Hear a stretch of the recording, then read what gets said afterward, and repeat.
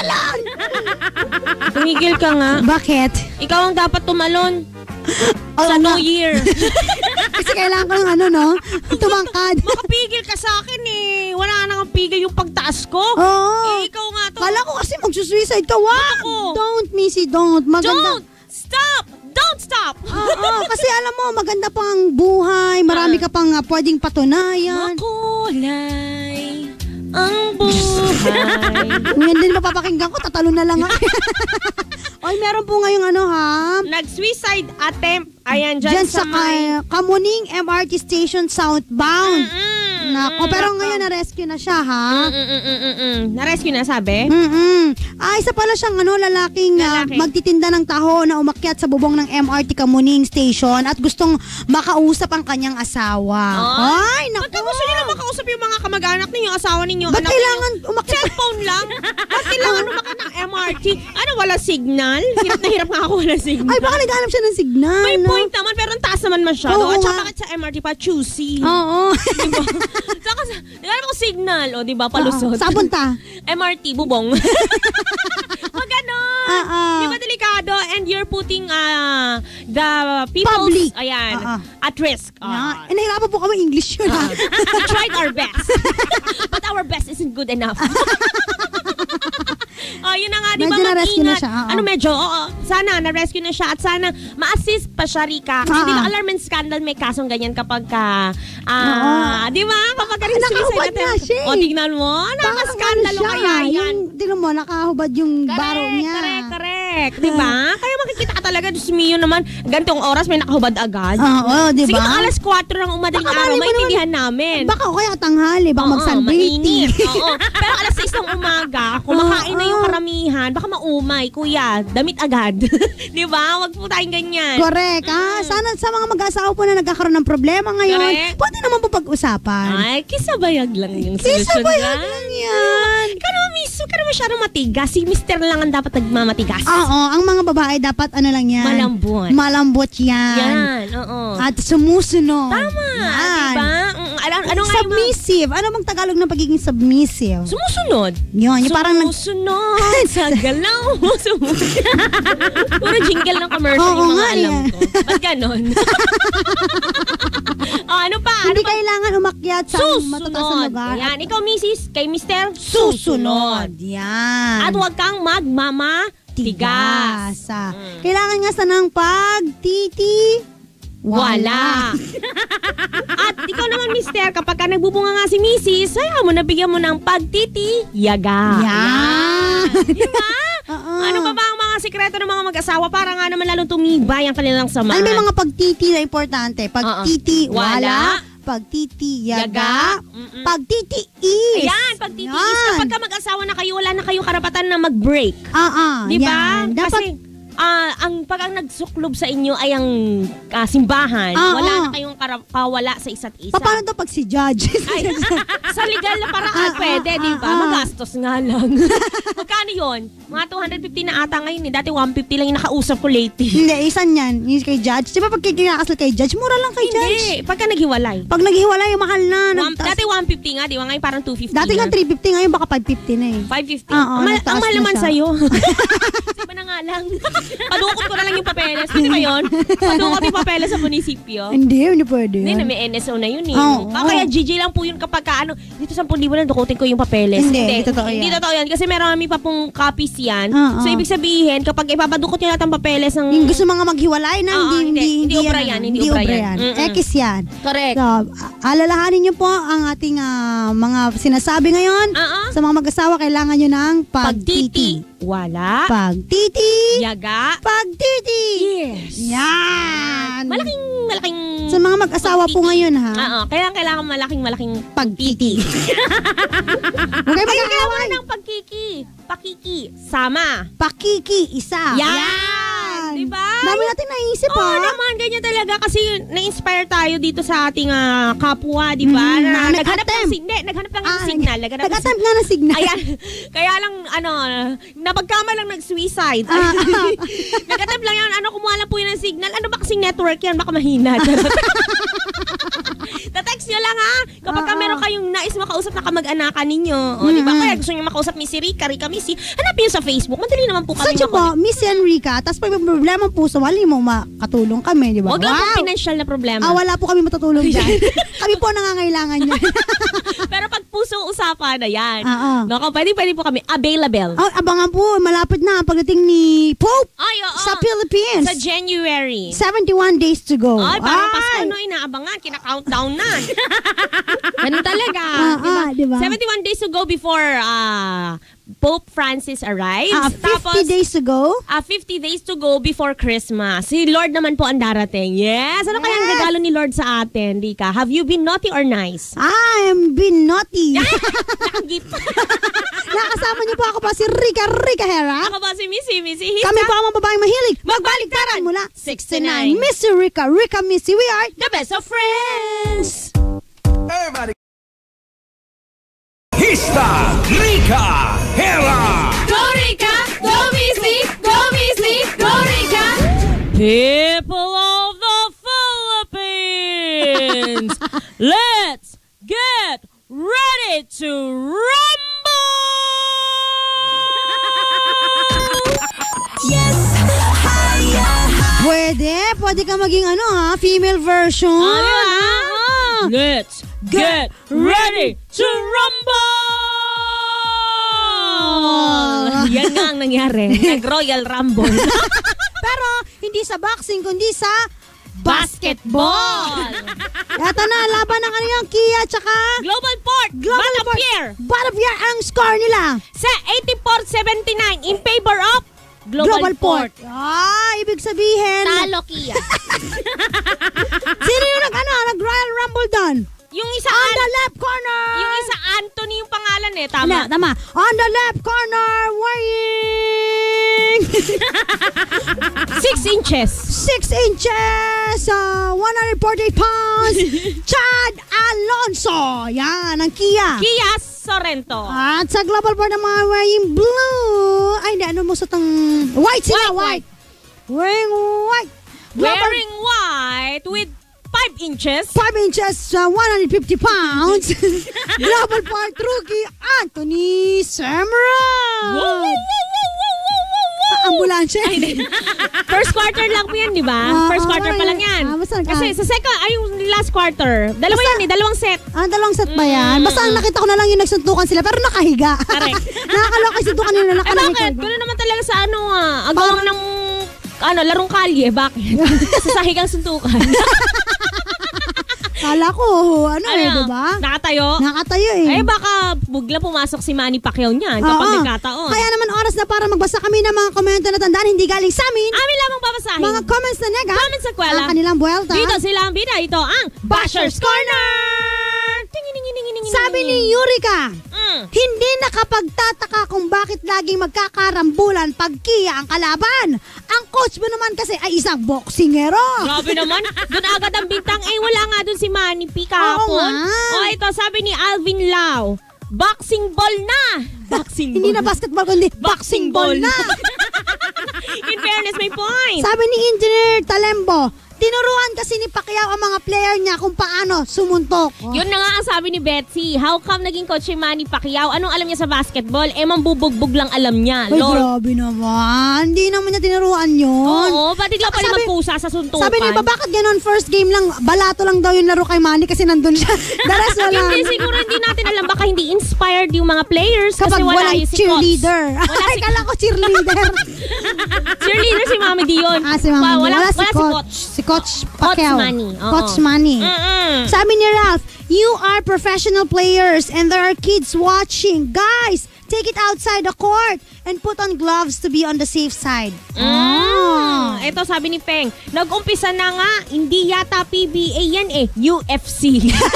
Oo nga, kasi diba yung UFC, ano yun, tawag dito, sasahig sila. Ultimate Fighting Challenge, diba? Yun yung mga kickboxing, yung mga ganun. Lahat MMA, ganyan. Basta parang ganun, parang hindi si Batista, ganun ba yun? Diba?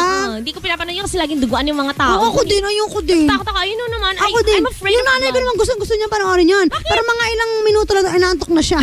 Pampatulog. Kaya naman pala, pampatulog daw niya. Ayoko nung dati mga Hokogan lang tayo Yung sa mga ngayon, lupit na Iba na kasi. Sports ngayon.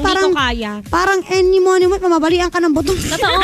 Nakakatakot. Mamamatay ka talaga. Tama. Tapos pustahan, ginagawa pa pustahan ng mga tao. Oo, diba? Sa kanila sports, pero para sa atin kasi parang hindi sports Masakit sa puso ko kapag nakakita ko ng nasasaktan. But sana kung boxing, okay pa yung boxing Kasi naka-gloves, para may protection kahit paano. Sa lang, kamay-kamay lang. Oo. Kasi yun sa UFC, sipa, lahat. Combination ng technique, karate, Nintendo. Laruan niyo na naglalaro. Laruan ba yan? Mga laruan mo nung sinauna ha. Oh my gosh, akalan ko lang Xbox, mga ganyan. Ay! Wala kang ganon Mga Wii. Wala, meron akong ganon. Palaro nga. Palaro nga. Pero dapat sa mga players mo ng PBA, dapat kayo chill lang kayo, kalma lang kayo. Nasa national television kayo. Oo, diba? Paano na lang yung mga umiidolo sa inyong kabataan, gagayahin kayo. Although, alam mo na, syempre, sobrang galit bugso ng damdamin. Pero dapat pa rin. Mainit ang dugo. Ano ba rin ang composure? Kasi mga professional players kayo. Dapat grace under pressure. Yan, ganun. Kung kami ni Rika yan, magpapambuno kami sa court, okay lang, dalawa lang naman kami manonood kasi wala pong magtitiis manood sa mag-tsatsaga. Tsaka hindi kami ibibidyo. Diba? Pero kung kayo po, ayan, diba, televised. Professional players. Tinitingala. Alam mo naman na ang basketball sa atin, diba? Kahit maliliit tayo, push lang ng push. Tama. Diba? Kaya dapat yung mga PBA natin dyan. Mga players natin dyan. Umayos po kayo. Tama. Tsaka mga Kia. Sportsmanship ang pinopromote natin. Oo nga, yung mga taga-Kia lalo na kay Manny pa naman kayo, kaya napupulaan kayo kasi boksingero, tapos magrambulan kayo. Dapat iwasan yan. Wag po natin lagyan ng bahid ang inyong napakagandang imahe. Lalo na pag wala si coach, diba? Dapat pakita nyo na behave pa rin kayo. Dapat most behave kayo. Ito, para sa mga taga San Fernando, Pampanga naman. Ako ano meron? Punta po kayo sa Integrated School, Fatima Street, Calulot, San Fernando, Pampanga. Dahil invited po kayo manalo ng napakaraming cash prizes sa Pride Kabisyo Hayahay Panalo Promo. Sa Sabado po yan. Mag-ipon lang po ng mga sumusunod. Pride detergent. Rika, sure ka ba sa mga nangyayari sa buhay mo? Oo. Shield Bath Soap. Okay. At unique toothpaste na proof of purchase para makasali po sa pabingo, video, singalong, raffle draws at iba't ibang games. Ano ba yung mga games na yan? Ano ba yung mga premyo na yan? Marami! Naku, magkita-kita po tayo. November 8 sa Sabado po, Calulot Integrated School, Fatima Street, Calulot, San Fernando, Pampanga. Calulot? Sa atin, pinag-usapan lang natin kampupot. Ngayon, Calulot. Ang gusto ko, balut. Ayan, sa bagay. Ay, hindi. Gusto mo na yung abnoy. Ay, penoy pala. Iba yung abnoy Oo nga pala. Nakasama niyo po. Ay, hindi. Oy, sama mo Ano yun? Nakasama niyo po mga babaeng mahilig. Magbaliktaran. Mula 6 to 9. Hanapan niyo po kami sa Facebook. Social lang po, Missy and Rika. Like niyo po yung page namin. Follow us on Twitter, Instagram. At DJ Missy Hisa and at Rika Hera. Ako po si Rika Hera. Ako po si Missy Hisa. Mr. Rika Missy. We are the best of friends. Dapat ang sunod pala natin, i-shoot mo na ang ball. Hindi, tama to. Patawarin natin yung mga nagkasala. Yung mga nasuntukan. Diba? Magkapatawaran kayo, magbati-bati na kayo. Ilang days na lang, Pasko na. Correct. 71 days na, dating na si Pau. Diba? Ang daming mga pwede pang gawin sa buhay. Tama. Huwag kayo magsuntukan. Dapat peace, Japan, gano'n. Peace, not war. Hera! Go Rika! Go Missy! Go Missy! Go Rika! Can I sing a song? Anong song na naman yan? I-shoot mo na ang ball. Usapang matino, Missy. Ano? Anong masasabi mo sa mga lalaking nasaktan mo noon? Uy, wow! Yes! Yan ba Ano nalaman nun sa basketball? Syempre, diba? Kami mga girls, mahilig po sa larong bola. Yun, diba? Ayan, kami ay nagtitilian pa'y may bobola. Ay, mga lalaki dyan, type namin yung maputi tulad ng bola-bola. Gusto ko yan. Ito ay hindi Gigi at hindi kwentong sarsuela. Crush! Yan! Inspirasyon sa pagpasok sa eskwela. Gusto ko yan. Mas may dating sa amin yung lalaking may humor, may kuwela. Type din namin, mabulaklak, talented na dila. Parang hindi ko kinaya sabihin nila. At ang kargada... ang kargada nila, gusto namin na nagiging kulay lila. Anong kulay lila? Violet. Pati si mo violet. Ito na po, mensahe po ni Missy sa lahat ng mga nasaktan niya lalaki. Ayan. Huwag na kayong magmukmok sa Kazakhstan. Ang galit nyo, huwag na pabutin hanggang Afghanistan. At huwag sanang magdidiretso hanggang Pakistan. Ay, pakis na lang. Pakis na lang. Hindi nga totoo, seryosong usapan. Ano yun? Yung mga gusto mong mensahe sa mga lahat ng mga lalaki na saktan mo, umibig sa'yo. Wala naman ako sinaktan. Oh, tagilan mo ako. Yung mga naano sa alindog mo. Diba? Wala akong sinaktan. Ako kasi mahirap wala kasi. akong deliberate na mahirap sinaktan. kasi ako, yung mga nasaktan ko kasi foreigner. English. Ang hirap yung English, diba? To all the excess fat, ganon, excess skin. That, naging ni Pacquiao. Sabihin mo, tas i-English ko. Tas siya ako magbibigyan ng mensahe sa akin. Sige. Okay. This message is for my exes. For the exes of Rika Hera, ex-boyfriends of Rika Hera. Yan. Wherever you are. Oy, Tagalog. Tapos I will English. Right. Tagalog. You say it in Tagalog, I'll translate it in English. Tignan mo. Ikaw mag-Tagalog kasi mahirapan sige, ako mag-Tagalog. Wherever you are. Saan ka man naroroon? I hope you're doing fine. Sana okay ka. Just stay there. Diyan ka lang. Forever. Diyan ka lang lagi-lagi. Habang buhay. Okay, huwag ka nang babalik. Sa akin, ikaw naman. Englishin ko yung mensahe mo. Ay, talaga. Okay. Kasi magta-Tagalog ako, tapos Englishin mo. Kasi si Missy, hindi po magaling mag-Tagalog si Missy. Sa inyong lahat. To all of you. Na nasaktan ko. That I hurt, a lot of pain. I caused you. Pasensya na. I am sorry. Like President GMA, I am sorry. Till we meet again. Tagalog. Sa muli nating pagkikita, sana masaya ka na. Kayo. In next time, good luck to you guys.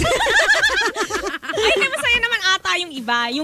Oo naman. Alam mo naman tayo may mga happy memories. Alam niyo po, simula na magkakilala kami ni Missy, nakailang jowa na kami, magkasama pa rin kami. Palit ng jowa. I think we are the only constant people in each other's lives. Oo nga, nakailang palit na ako ng jowa, niya pa rin si Missy. Nakailang palit na ng jowa si Missy, andito pa rin ako. Pero yung mga jowa naman natin, ano pa rin, di ba? Pini-friendship pa rin natin. Oo naman. Kaya lang, yung iba talaga tinatanggihan yung friendship na inaano. Yung mga talaga, pag wala na tapos na, unfriend na lang.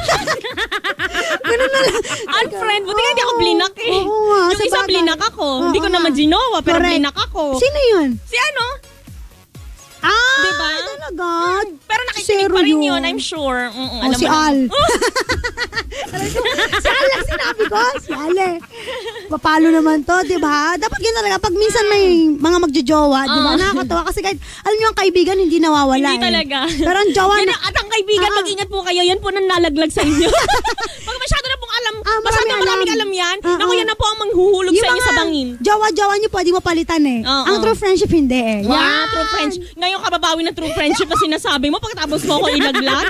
Gusto mo pa na mensahe sa mga ex na nga, iniwan na nga. Oo nga, yung diba? Iba iniwan ako, yung iba iniwan ko, gano'n. Wala na sa atin, hindi na sa amin obra yung find ex. I don't like algebra. I don't like looking for my ex. Come on. Tagal-tagal na yung ex na yan. Tapos na. Pero yung iba, merong second chance daw. Minsan diba, ano yan? Love is sweeter than the second time around. Yan, second time around. Talaga, do you believe that? Ako, pag pass is pass na eh. Tapos na. Ganon. Ikaw. Naniniwala tapos na. Diba? Move on na. Gusto ko nga yung basketball eh. May rebound, ganon. May rebound. Ay, hindi. Joke lang. Joke lang. Makalakikinig ngayon yung mga ex namin. Okay lang. Ex na sila eh. Laway-laway kayo ngayon. Ganda-ganda namin. Diba? Sensya na. Ito lang kinaya namin. Mag-evolve kayo. Ano? Wow! Bitter na bitter to si Missy. May pinaghuhugutan. Bitter yun. Conceited ang tawag doon. May pinaghuhugutan kapal na mukha. Ano hinuhugot ko? Wala nga ako mahugot. Diba? Isa mga may ex po ngayon. Diba? Na nag-iisip ng habang nasa biyahe ngayon. Oo nga. Umiiyak-iyak kasi iniwan ng jowa. Ay, naku. Maghanap po kayo na iba. There's so many fish in the ocean. There's so many fish in the ocean. There's so many whales in the ocean. There's so many shokoys in the ocean. And some shokoys are also shocked. Diba? Minsan kasi nakikilala ko ng mga nalulungkot kasi parang ang malas-malas daw sa lalaki. Wala. Meron ako kakilala, tawag dito, meron siyang kachat. Tapos, pag pinadalan daw siya ng laptop sa airport. Siyempre pumunta mo sa airport. O di ba tanga wala, ganun. Ay, giniji lang siya. Tapos meron naman siyang naging jowang Pinoy. May jowang Pinoy. Tapos yung jowang Pinoy, ang taga na pinakilala na. Pumunta na ibang bansa. Naku, wala na, niha-niho. Nahuyo na siya naman. Di ba? Totoo yan? Ang sabi na lang, who you? Ito? Oo, talaga. Parang ang malas-malas daw. Alam mo, try lang, di ba? Meron dyan, makakatagpo ka din. Oo naman. Well, taking it from a friend's experience, correct, diba? Matagal lahat ng kaldero merong nakalaang takip. Sabi nga nila. Yung iba nga lang, yung laman ng kaldero nasusunog. Para si Totoy tutong, gano'n. Oo nga, siya na bawal susunod. At sama na ng tingin sa atin, di ba? Masama naman talaga yung itsura niya kahit kailan. Oo naman, tingnan mo naman, muntik na nanalo sa hell, di ba? Yung hell toy niya. Hell toy niya. Hindi lang nakarampa eh. Bumalik kasi sa pinanggalingan niya. Kaya 500 na lang daw. Amanos lang sa atin. Siyempre, abangan niyo po Missy at Rica sa Facebook. Search lang po Missy and Rica. Hanapin niyo po kami. Like niyo po yung page namin. Madaling makita. May blue check. Very verified ng Facebook. Follow us on Twitter, Instagram. At DJ Missy Hisa and at Rica Hero. Gina po kaming minimessage doon yung mga ex namin. Pwede ba? Hindi dahil naka-public po yung mga account namin. Minimessage niyo kami dyan. Okay? Che! At syempre, sa lahat po ng mga nakikinig ngayon, abangan niyo po kami sa DZRH 666 sa aming segment na Anggulo ng Balita. Basta AM tsaka FM, andyan si Missy at Rica. Ayan. Diba? Kompleto ang buhay kapag ka nandyan si Missy at Rica. Basta radyo pinag-uusapan, Missy Rica, wala nang kawala. Yeah, diba? TV kailan? Ay, ewan ko lang. Mga guesting lang. Diba, may papatol kayo? Nag-aanap pa po kami. Pwede niyo po kaming i-guess. Kaya lang tapos yung mga Halloween presentation. Oo nga, no? Pati yung mga extra challenge, no? Pwede po. Yung mga pahihirapan, yung mga papangit kami, ganyan. Okay lang po sa amin. Normal po sa amin yan. Correct. Nakasama niyo po mga babaeng mahilig. Magbaliktaran mula 6 to 9. Ako po si Rica Hera. Ako po si Missy Hisa. Mr. Rica, Missy, we are